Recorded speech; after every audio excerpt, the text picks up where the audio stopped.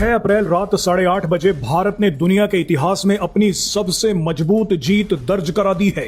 इस ऐतिहासिक जीत की जानकारी खुद पीएम मोदी ने 6 अप्रैल को ही रात 9:41 पर दुनिया को दी। लेकिन भारत के करोड़ों लोगों का इस दुनिया हिला देने वाली खबर पर ध्यान ही नहीं गया। जो काम 193 देश नहीं कर पाए वो भारत ने कर दिखाया है। ये खबर भारत के बच्चे बच्चे को पता होनी चाहिए। भारत के तमिलनाडु के कलपक्कम में स्वदेशी निर्मित प्रोटोटाइप फास्ट ब्रीडर रिएक्टर ने क्रिटिकलिटी हासिल कर ली है।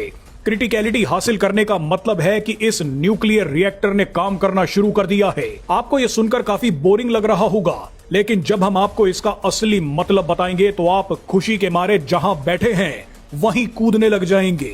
आप भारत का सबसे बड़ा धमाका देखने के लिए अब तैयार हो जाइए। भारत ने अपने न्यूक्लियर प्रोग्राम के सेकंड स्टेज को एक्टिवेट कर दिया है। ऐसा करने वाला भारत दुनिया का दूसरा देश बन गया है। पहले नंबर पर रूस है। ये कितनी बड़ी सफलता है उसका अंदाजा आप इसी बात से लगा सकते हैं कि अमेरिका, जापान, जर्मनी और ब्रिटेन जैसे देशों ने ये काम करने के लिए $50 बिलियन से ज्यादा पैसा खर्च कर दिया। लेकिन इसके बाद इन सभी देशों ने सरेंडर कर दिया। इन्होंने कहा कि ऐसा हो ही नहीं सकता, लेकिन भारत ने ये कर दिखाया है। भारत ने असल में क्या किया है वो अब आपको बेहद ही आसान भाषा में समझाते हैं। बोनस के तौर पर पहले ही आपको बता देते हैं कि भारत आने वाले समय में ऐसी न्यूक्लियर शक्ति हासिल करने वाला है जिससे 400 सालों तक बिजली पैदा की जा सकती है। इसके अलावा भारत हर साल 300 से ज्यादा न्यूक्लियर हथियार भी बना सकता है। अब देखिए कि भारत ने तमिलनाडु में क्या खेल किया है।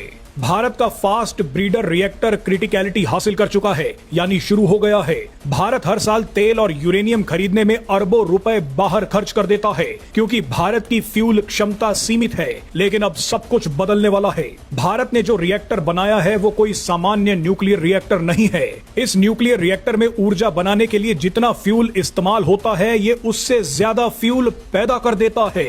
इसीलिए इसे फास्ट ब्रीडर कहा जाता है। 1950 के दशक में डॉक्टर होमी भाभा ने भारत की भौगोलिक वास्तविकता को पहचान लिया था। उन्होंने कहा था कि भारत के पास वैश्विक यूरेनियम का मुश्किल से सिर्फ 1 या 2% हिस्सा है, लेकिन भारत के पास दुनिया का सबसे बड़ा थोरियम भंडार है। भारत के पास दुनिया का करीब 25% थोरियम मौजूद है। लेकिन भारत के सामने यहां सवाल था कि न्यूक्लियर एनर्जी और न्यूक्लियर हथियार पैदा करने के लिए तो यूरेनियम ही चाहिए, तो ऐसे में क्या किया जाए। इसी कड़ी में भारत ने अपने थोरियम को यूरेनियम में बदलने का प्रोजेक्ट शुरू कर दिया और अब भारत ने थोरियम को यूरेनियम में कन्वर्ट करने की दिशा में सबसे बड़ी बाधा को पार कर लिया है। यानी आने वाले समय में भारत को अब किसी देश की तरफ यूरेनियम के लिए नहीं देखना होगा। भारत अपनी ही मिट्टी और चट्टानों से थोरियम को यूरेनियम में बदल देगा। आपको बता दें कि थोरियम चांदी जैसा दिखता है और प्राकृतिक रूप से मिट्टी, चट्टानों और समुद्री रेत में मिलता है। भारत के केरल, आंध्र प्रदेश और तमिलनाडु में थोरियम के भंडार हैं। ये कितना जबरदस्त पदार्थ है उसका अंदाजा आप इसी बात से लगा सकते हैं कि भारत को एक दिन की बिजली बनाने के लिए अंदाजन 20 से 30 लाख टन कोयला लगता है। लेकिन इतनी ही बिजली भारत सिर्फ 3 से 4 टन थोरियम से बना सकता है। भारत के पास अनुमानित इतना थोरियम है जिससे 400 सालों तक ऊर्जा बनाई जा सकती है। अब सवाल है कि थोरियम को यूरेनियम में कैसे बदला जाए। यही काम भारत के वैज्ञानिकों ने तमिलनाडु के कलपक्कम में कर दिखाया है। थोरियम को यूरेनियम में बदलने की 3 स्टेजेस होती हैं। पहली स्टेज है प्रेशराइज्ड हैवी वाटर रिएक्टर बनाना। इसके लिए थोड़ा बहुत यूरेनियम लगता है जो भारत बाहर से मंगवा लेता है। इस स्टेज में प्लूटोनियम नाम का एक बाई प्रोडक्ट पैदा होता है। भारत इस प्लूटोनियम को बचा लेता है।